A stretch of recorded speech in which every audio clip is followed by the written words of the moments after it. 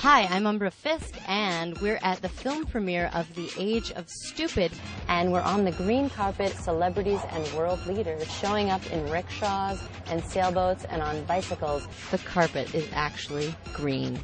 It's just cool. All these people all around the world. It's like a live event. We're all like a million people watching at the same time, and we all care and want to do something. There's Copenhagen coming up in December, and we have to lobby our leaders to, find an agreement that supports the science and not the politics. Because if we don't do something by 2015, then we're screwed. I love Pete Postlethwaite, but if in fact it's about stupidity, I should have been the star of this movie. But what do you think we can all do to be a little smarter? I drive a smart car. Small things that people can do, riding a bike, I suppose, cutting down on eating meat, maybe once a week saying you're not going to eat meat on a Monday, as Paul McCartney tried to get everybody to do. I think that some budding entrepreneur should start gyms that actually generate power as opposed to consume power. We're now right at the end of the time when we could still prevent the worst catastrophe. And we've got about 80 days left till Copenhagen. That's when the world leaders come together at the UN Climate Summit, and they're going to decide all of our futures. So each one of us here, everybody on the planet, has a massive stake in that. How are you going to bring the leaders together? Are you going to have icebreakers, maybe serve them snacks, maybe alcohol? What do you think will help seal this deal? What do we have to do? I will do everything what I can to make sure that we get an agreement in Copenhagen. There's just so many small things that we can do. Even washing your clothes and hanging them out on the line. We make one big mistake, that is to think that somebody else will save the planet. It's always us. All of us, everybody who is watching.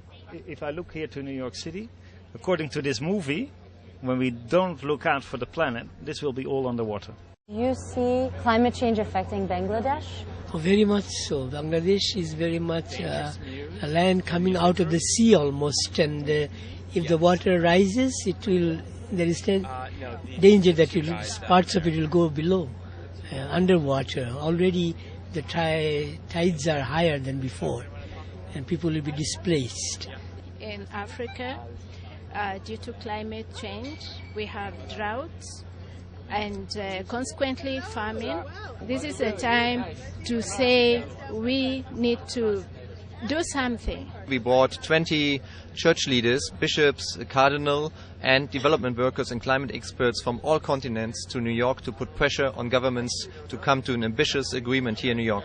The Pope will come via video to have a message, first time in history, on climate change. It's now on the top agenda of the church and of church development workers. When everybody's thinking about climate change, we're all thinking about energy, electricity, cars, transportation.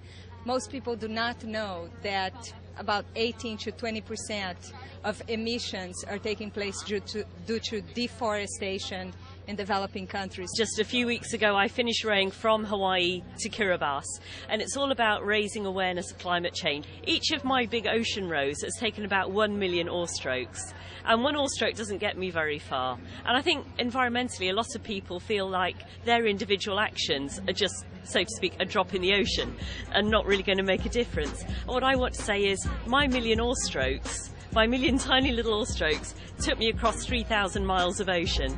And similarly, everybody's actions, no matter how small they might seem, they really do add up. It all counts. We all have an individual responsibility to take action on climate change.